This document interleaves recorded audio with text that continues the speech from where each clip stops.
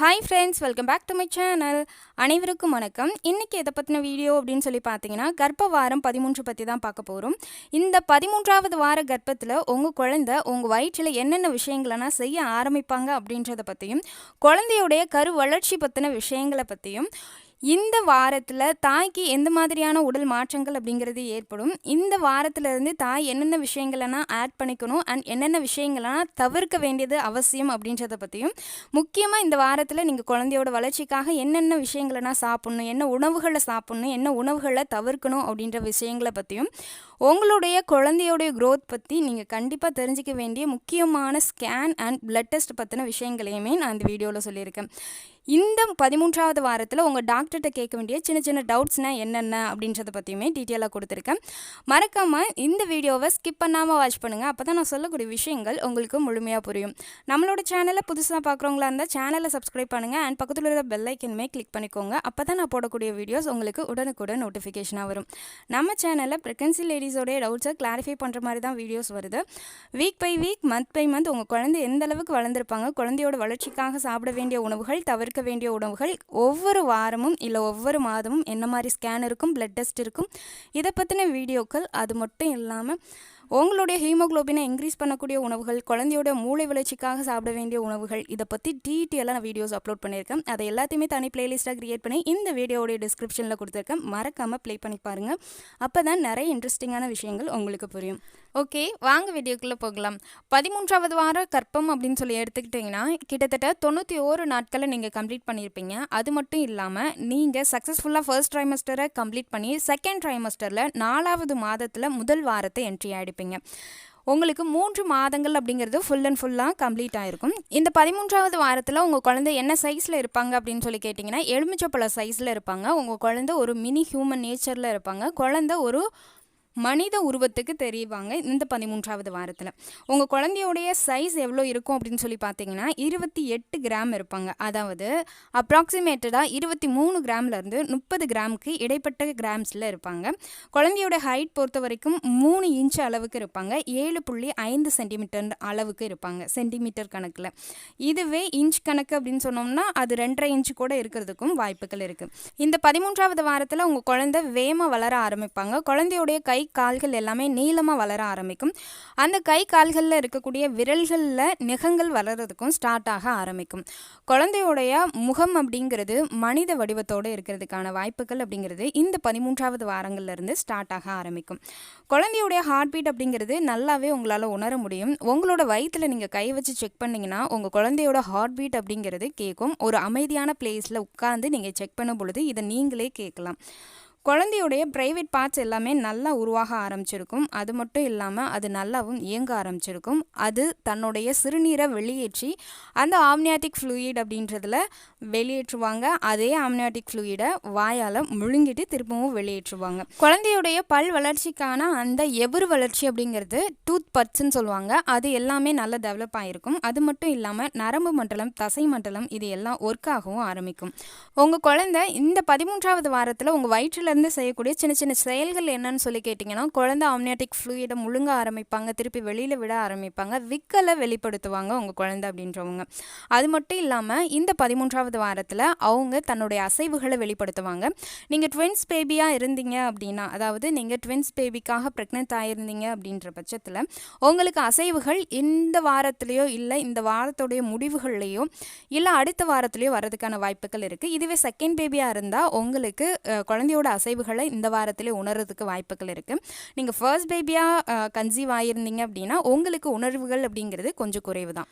இந்த 13வது வாரத்தில் குழந்தைக்கு உருவாகக்கூடிய புதிய உறுப்புகள் அப்படின்னு சொல்லி கேட்டிங்கன்னா, குழந்தைக்கு குரல் வளம் அப்படிங்கிறது உருவாகும். அது மட்டும் இல்லாமல் குடலுடைய வடிவமைப்புகள் எல்லாமே உருவாக ஸ்டார்ட் ஆகிடும் இந்த 13வது வாரத்தில். தாய்க்கு எந்த மாதிரியான மாற்றங்கள் ஏற்படும் அப்படின்னு சொல்லி கேட்டிங்கன்னா, சேமஸ் ஃபர்ஸ்ட் ட்ரைமஸ்டரில் இருந்த எல்லா சிம்டம்ஸுமே கொஞ்சம் குறைஞ்சு செகண்ட் ட்ரைமஸ்டரில் இருக்கும்போது கொஞ்சம் ரிலீஃபாக ஃபீல் பண்ணுவீங்க. ஃபுட் கிரேவிங்ஸ் அப்படிங்கிறது அதிகமாக இருக்கும். 1 கிலோ நீங்கள் எக்ஸ்ட்ராவாக ஏறி இருக்கிறதுக்கான வாய்ப்புகள் இருக்குது. சிலருக்கு நெஞ்சரிச்சல் அப்படிங்கிறது இருக்கும். சிலருக்கு மார்னிங் சிக்னஸ் அப்படின்னு சொல்லக்கூடியது இன்னுமே கண்டினியூ ஆகிட்டே இருக்கும். வாமிட்டிங் சென்சேஷன், குமட்டல் இதெல்லாம் இருந்துக்கிட்டே இருக்கிறதுக்கான வாய்ப்புகள் இருக்குது. பின்வரும் காலங்களில் உங்களுக்கு குறையிறதுக்கான வாய்ப்புகளும் இருக்குது. இந்த 13வது வாரத்தில் முக்கியமான சேஞ்ச் அப்படிங்கிறது உங்கள் பிரஸ்ட்டில் இருக்கும். உங்கள் பிரஸ்ட்டு தாய்ப்பால் சுரக்கிறதுக்கு ஏற்ற தகவமைப்புகளை இந்த 13வது வாரத்தில் ஸ்டார்ட் பண்ண ஆரம்பிச்சிருக்கும். உங்களுக்கு வெஜினல் டிசார்ஜ் அப்படிங்கிறது கொஞ்சம் அதிகமாக இருக்கிறதுக்கான வாய்ப்புகள் இருக்குது. ஏன்னா தொடர்ச்சியாக உங்களுக்கு பீரியட்ஸ் வராமல் உங்கள் வெஜினல் அப்படிங்கிறது ஒரு ரெஸ்ட் பொசிஷனில் இருக்கும் பொழுது அந்த வெஜினலில் சில டிசார்ஜ் அப்படிங்கிறது ரிலீஸ் ஆகிறது நார்மலான ஒன்று. ரொம்ப அது வந்து அரிக்கிற மாதிரியோ இல்லை இச்சிங்காவோ எரிச்சல் மாதிரியோ இருந்தது அப்படின்னா உடனே டாக்டர்கிட்ட போகிறது நல்லது. இல்லைன்ற பட்சத்தில் நீங்கள் ஒவ்வொரு டைம் நீங்கள் யூரின் பாஸ் பண்ணும் பொழுதும் வாஷ் பண்ணுறது நல்லது. அது மட்டும் இல்லாமல் இந்த பிரச்சனை இருக்கும் பொழுது நீங்கள் ஹாட் வாட்டர் வச்சு காலையில் ஒன்ஸ் ஈவினிங் ஒன்ஸ் வந்து வாஷ் பண்ணிங்கனாலே இந்த பிரச்சனையை நீங்கள் க்யூர் பண்ண முடியும். அப்படியும் க்யூர் ஆகலை அப்படின்ற பட்சத்தில் உங்கள் டாக்டரை கன்சல்ட் பண்ணலாம். கான்ஸ்டிபேஷன் ப்ராப்ளம் அப்படிங்கிறது இந்த 13வது வாரங்களையும் சிலருக்கு இருக்கிறதுக்கான வாய்ப்பு இருக்குது. உங்களுக்கு ஸ்ட்ரெஸ் மார்க்ஸ் எல்லாமே வெளியில் தெரிய ஆரம்பிக்கும். இந்த 13வது வாரத்தில் உங்களுக்கு வயிறு தெரியுமான்னு கேட்டிங்கன்னா கண்டிப்பாக தெரியும். ஒல்லியாக இருக்கிற பெண்களுக்கு எல்லாருக்குமே வயிறு வெளியில் தெரியும். அதுவே குண்டாக இருக்கிற பெண்களுக்கு வயிறு இன்னுமே தெரியாமல் இருக்கிறதுக்கு வாய்ப்பு இருக்குது. சிலருக்கு தொப்பை போட்ட மாதிரி வயிறு அப்படிங்கிறது தெரியறதுக்கும் வாய்ப்புகள் இருக்குது. உங்களுக்கு உங்களுடைய உடல் நரம்புகளுடைய விங்ஸ் எல்லாமே, அதாவது நரம்புகள் எல்லாமே நல்ல விசிபிலிட்டியாக தெரியறதுக்கான வாய்ப்புகள் இருக்குது. ஹார்மோன்ஸுடைய செயல்பாடுகள் எல்லாமே குறைஞ்சிருக்கும். சிலருக்கு வந்து இன்னுமே இருக்கிறதுக்கான வாய்ப்புகள் இருக்குது. அதாவது நீங்கள் கார்டு போட்டு செக் பண்ணிங்கன்னா அந்த கார்டில் உங்களுக்கு பாசிட்டிவ் காமிக்காது. டபுள் லைன் அப்படிங்கிறது காமிக்காது. ஏன்னா 12 வாரங்கள் வரைக்கும் தான் இந்த ஹார்மோன்ஸுடைய வேலைப்பாடுகள் எல்லாம் கொஞ்சம் அதிகமாக இருக்கும்.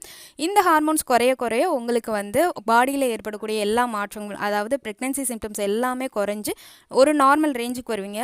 நார்மலாக இருக்கக்கூடிய பேக் பெயின், கை கால்கள் வலி, இது நெஞ்செரிச்சல், இது மட்டுமே உங்களுக்கு அன்கம்ஃபர்ட்டாக ஃபீல் ஆகிறதுக்கான வாய்ப்புகள் அப்படிங்கிறது இருக்குது. இந்த 13வது வாரத்தில் ஒரு நார்மல் ஸ்கேன் அப்படிங்கிறது உங்களுக்கு பண்ணுவாங்க. பொதுவாக நீங்கள் என்டி ஸ்கேனை இந்த 13வது வாரங்கள்லேயும் சிலருக்கு பண்ணுறதுக்கு வாய்ப்பு இருக்குது. என்டி ஸ்கேன் சரியாக பண்ணுறதுக்கான வாரம் அப்படிங்கிறது போன வாரமே பண்ணியிருக்கணும், அதாவது 12வது வாரத்திலே பண்ணியிருக்கணும். அதை மிஸ் பண்ணவங்க இந்த 13வது வாரங்களில் பண்ணுங்கள். முக்கியமான பிளட் டெஸ்ட்டுன்னு பொறுத்த வரைக்கும் நார்மலாக எப்போவுமே ஹீமோக்ளோபின் லெவல் எவ்வளோ இருக்குன்றதை செக் பண்ணிக்கோங்க. ஏன்னா ஹீமோக்ளோபின் குறைஞ்சது அப்படின்னா உங்கள் பாடியில் ஹீமோக்ளோபின், அதாவது இரத்த அளவு பற்றாக்குறை இருக்கும். இது நார்மல் டெலிவரியும் ரொம்ப ரிஸ்கில் அமைக்கும். உங்கள் குழந்தைக்கு போகிற பிளட் சர்க்குலேஷனும் தடுக்கக்கூடியதாக இருக்கும். ரெண்டாவதுன்னு சொல்லி கேட்டிங்க அப்படின்னா sugar level and BP level சரியாக இருக்குது அப்படின்றத மெயின்டைன் பண்ணிக்கோங்க. தைராய்டும் எவ்வளோ இருக்குது அப்படின்றத பார்த்துக்கோங்க. உங்கள் டாக்டர்கிட்ட கேட்க வேண்டிய கேள்விகள் பொறுத்த வரைக்கும் உங்கள் குழந்தை நார்மல் ரேஞ்சுக்கு இருக்காங்களா, சரியான வெயிட்டில் இருக்காங்களா அப்படின்றத கேட்டு தெரிஞ்சுக்கோங்க. என்டி ஸ்கேன் எந்த அளவுக்கு இருக்குது, என்டி ஸ்கேனில் நான் என்னென்ன விஷயங்கள்னா பாப்பாவுக்கு சேஞ்ச் பண்ணும், அதாவது என்னோட லைஃப் ஸ்டைலில் என்னென்ன விஷயங்களை சேஞ்ச் பண்ணும் அப்படின்னு சொல்லி உங்கள் டாக்டர்கிட்ட கேட்டு தெரிஞ்சுக்கோங்க. இந்த 13வது வாரங்களுக்கு மேலே ஆண் பெண் சேர்க்கை அப்படிங்கிறது இருக்கலாம் தாராளமாக. நீங்கள் வந்து எதுவும் உங்கள் ப்ரெக்னன்சியில் ரிஸ்கில் இருக்குது, இல்லை ரொம்ப நாள் கழிச்சு ப்ரெக்னென்ட் ஆகிருக்கேன், ஐவிஎஃப் பண்ணியிருக்கேன், அப்படி இருக்கிறவங்களா இருந்தால் உங்களுடைய டாக்டரை கன்சல்ட் பண்ணுங்கள். கன்சல்ட் பண்ணிவிட்டு அதுக்கப்புறம் ஆண் பெண் சேர்க்கையில் இருங்க, இன்டர்கோர்ஸில் இருங்க. மற்றபடி நார்மலாக இருக்கிறவங்க வந்து நீங்கள் தாராளமாக இந்த வாரங்களில் இருந்து இன்டர்கோர்ஸில் ஈடுபடலாம்.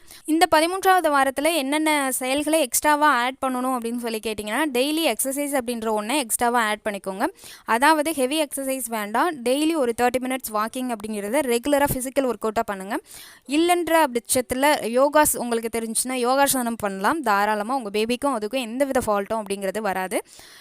ரெகுலராக ஒரு 3 to 4 லிட்டர்ஸ் வாட்டர் அப்படிங்கிறது கொடுங்க. என்ன சாப்பிட்ணும், என்ன தவிர்க்கணும்னு கேட்டிங்கன்னா பொதுவாக நார்மலாக எல்லாமே சாப்பிட்டுட்டு இருங்க. என்ன தவிர்க்கணும் அப்படின்னு கேட்டிங்கன்னா அவுட் சைட் ஃபுட் எப்பவும் போல் அவாய்ட் பண்ணிடுங்க. பதப்படுத்தப்பட்ட உணவுகள், அதாவது பேக்கடு ஐட்டம்ஸ் எல்லாத்தையுமே அவாய்ட் பண்ணுங்கள். முடிஞ்ச வரைக்கும் வீட்டில் செஞ்சு சாப்பிட பாருங்கள். கூலிங்காக எதையுமே சாப்பிடாதீங்க. அதேமாதிரி ரொம்ப சூடாகவும் உள்ளே எடுத்துக்காதீங்க. அது எல்லாமே இனிமேல் வந்து உங்கள் குழந்தைக்கு அந்த குழந்தை சென்ஸ் வந்து உணர ஆரம்பிப்பாங்க. உணர்ச்சிகள் எல்லாமே உருவாக ஆரம்பிச்சிடும் இந்த 13வது வாரங்களுக்கு மேலே. அப்படி இருக்கும் பொழுது உங்கள் குழந்தையாலும் சூடு, குளிர்ச்சி இது எல்லாத்தையும் உணர முடியும். அதனால் நீங்கள் சாப்பிடக்கூடிய உணவுகள் எல்லாமே பார்த்து சாப்பிடுங்க. இந்த வீடியோ உங்களுக்கு யூஸ்ஃபுல்லாக இருக்கும்னு நம்புகிறேன். வீடியோ பிடிச்சிருந்தா ஒரு லைக்கு, ஷேரை, கமெண்ட் பண்ணிடுங்க. இது என்னோட சேனல் ப்ரெக்னன்சி வித் த்ரேசா. நான் உங்கள் த்ரேசா. சேனலை சப்ஸ்கிரைப் பண்ண மறந்துடாதீங்க. உங்களோட சப்போர்ட் கண்டிப்பாக எனக்கு தேவை. உங்களுடைய இந்த கர்ப்பகால பயணம் இதாக அமைய எனது வாழ்த்துக்கள். இந்த வீடியோ பார்த்தமைக்காக அனைவருக்கும் மிக்க நன்றி.